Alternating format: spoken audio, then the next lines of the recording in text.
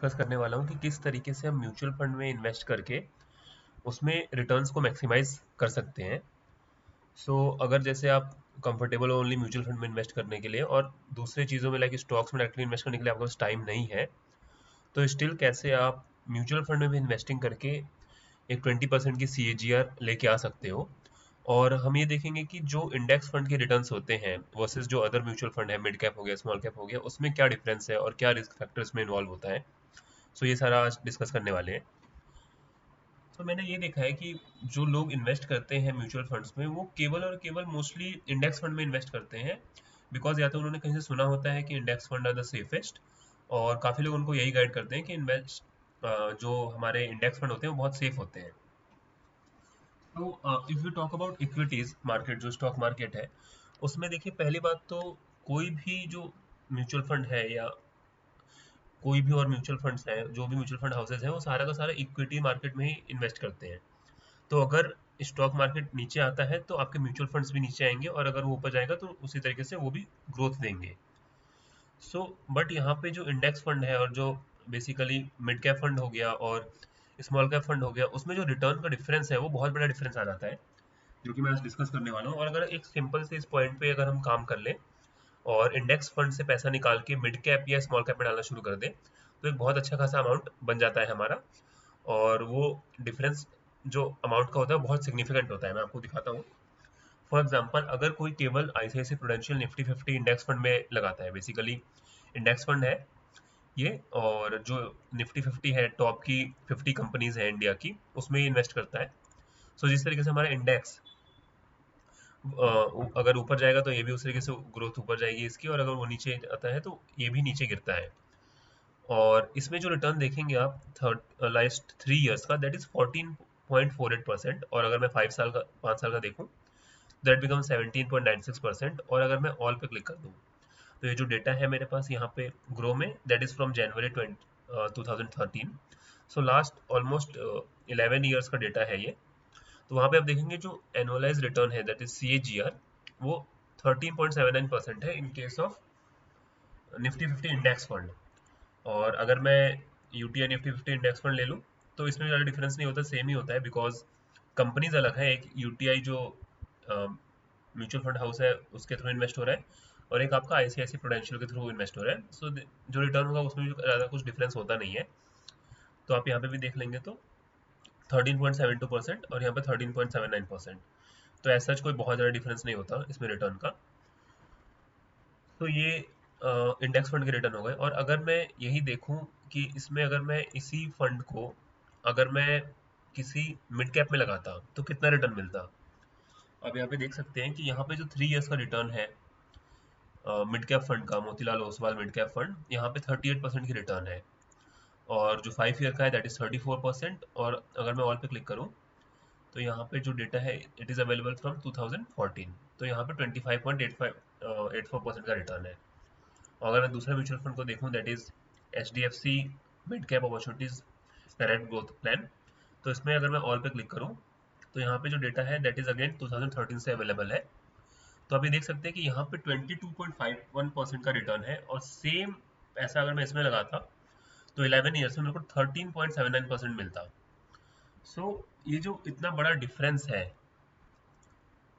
इस चीज़ को, ये डिफरेंस केवल अगर आप देखेंगे यहाँ पे, लेट्स से अगर मैं इसको 14% मान लूँ इजी कैलकुलेशन के लिए, ये इसको 22% ही मानूं, तो ये जो डिफरेंस है अराउंड 8% का, ये केवल 8% नहीं है, that is much more than that. ये जो 8% डिफरेंस आ रहा है, अगर आप इसको कैलकुलेट करोगे ऑन दिस 14, तो इट इज कमिंग समवेयर 80%, 70-80% के आसपास डिफरेंस आ रहा है। मतलब इतना ज़्यादा रिटर्न आप निकाल सकते हैं अगर जस्ट आप मिड कैप में डाल देते वो पैसा इंस्टेड ऑफ इंडेक्स फंड। और अगर यही पैसा आप किसी स्मॉल कैप में डालते हैं, मैं यहाँ पे दिखाता हूँ आपको।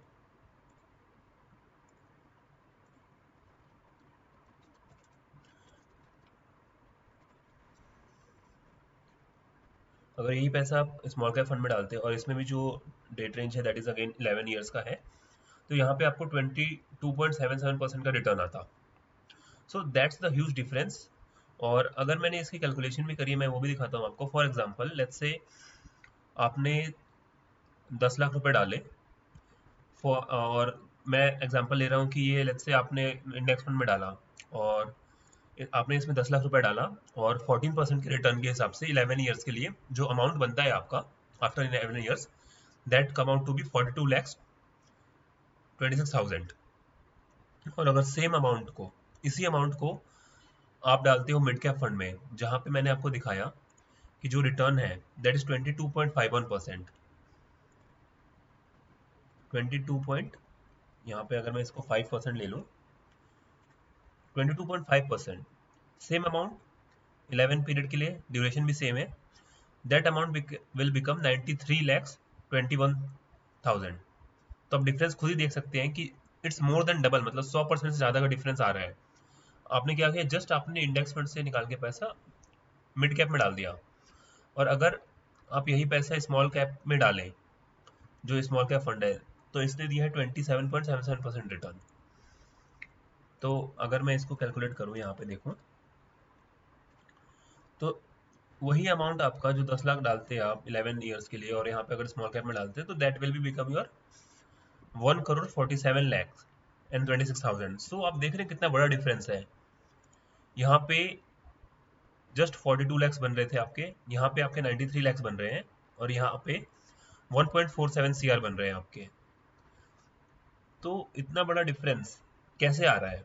इट जस्ट कि अगर आप छोटा सा एक डिसीजन ले लें कि आप इंडेक्स फंड में ना डाल के आप mid cap and small cap में अगर डालते हैं तो you will get these returns. और ये डेटा पुराना है, ऐसा कुछ नहीं है कि ऐसा रिटर्न आपको मिल जाएगा आगे, फ्यूचरिस्टिक नहीं है। That has been proved and people who have invested have achieved this amount.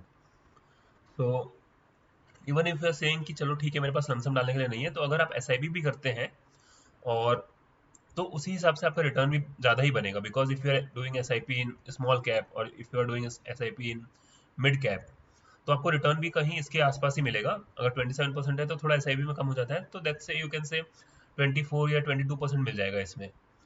तो वो चीज़ है, we should not get into that much calculation.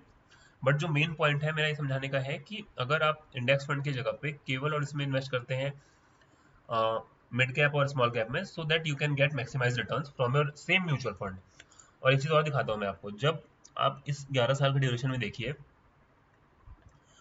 जब यहाँ पे कोविड का फॉल आया था तो जो इंडेक्स फंड है जिसको हम सेफेस्ट मानते हैं वो भी गिरा था काफ़ी अच्छा खासा परसेंट। यहाँ पे 120 पॉइंट से ये 82 पॉइंट्स पे आ गया।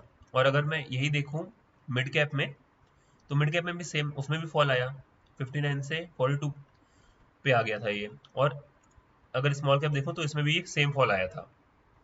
तो अगर मार्केट गिरता है तो ये भी आपके स्टॉक्स जो है निफ्टी इंडेक्स फंड वो भी गिरेगा और स्मॉल कैप भी गिरेगा और मिड कैप भी गिरेगा। बट जब रिटर्न मिलता है तो काफ़ी अच्छा रिटर्न मिलता है, दैट्स द होल डिफरेंस।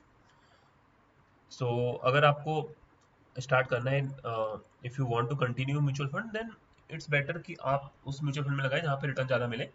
और ऑलवेज मेक श्योर जब भी आप स्टॉक मार्केट में इन्वेस्ट कर रहे हैं या किसी भी इक्विटी मार्केट में इन्वेस्ट कर रहे हैं, इवन इन म्यूचुअल फंड्स, तो आप वही पैसा डालिएगा जो आपको 3 साल बाद रिक्वायरमेंट होगा।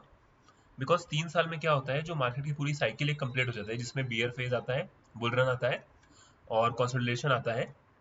सो तीनों साइकिल जब कंप्लीट होती है तो आपको जो एक रिटर्न मिलता है वो आपका हमेशा पैसा पॉजिटिव में ही होता है mostly. So that's the main thing. Otherwise आप ज़्यादा पैसा डाल दें लालच में आके कि मुझे ज़्यादा से ज़्यादा रिटर्न चाहिए, सो इस तरीके से स्टॉक मार्केट में काम नहीं होता। और ये जो वॉलेटिलिटी है कि कभी मार्केट ऊपर जाता है कभी नीचे जाता है, इसी की वजह से पैसे बनते हैं। और ये वॉलेटिलिटी फिक्स डिपॉजिट में नहीं होती। आपने अगर जो इन्वेस्ट कर दिया आपको 7% 8% जो भी है फिक्स रेट पे आपको मिल जाएगा पैसा। बट स्टॉक मार्केट में वॉलेटिलिटी होती है, दैट्स वाई इतना बड़ा रिटर्न का भी डिफरेंस आता है उसमें। और ये पूरा सेफ है, मतलब एज इफ यू सी यहाँ पे जब जिस तरीके से आप इसका ग्राफ देखिए, 11 ईयर्स का लॉन्ग पीरियड का ग्राफ है ये। अगर मैं 5 साल का देखूँ तो इसमें 5 साल में रिटर्न बहुत ही अच्छा आया 38%। और अगर मैं इसमें देखूँ 5 साल में कितने परसेंट रिटर्न है, दैट इज जस्ट 18% अराउंड। और मिड कैप में अराउंड 30%। तो the best thing you can do is आप कुछ पैसा अपना मिड कैप में डालिए और कुछ पैसा स्मॉल कैप में डालिए। If you are someone who is too young, so it's better कि आप ज़्यादा पैसा अपना स्मॉल कैप में डालिए, because you are giving the mutual fund to grow it, so over a long period of time उसमें अच्छा रिटर्न ही आता है स्मॉल कैप में. तो that's all from my side. Thank you for watching and please do like and subscribe.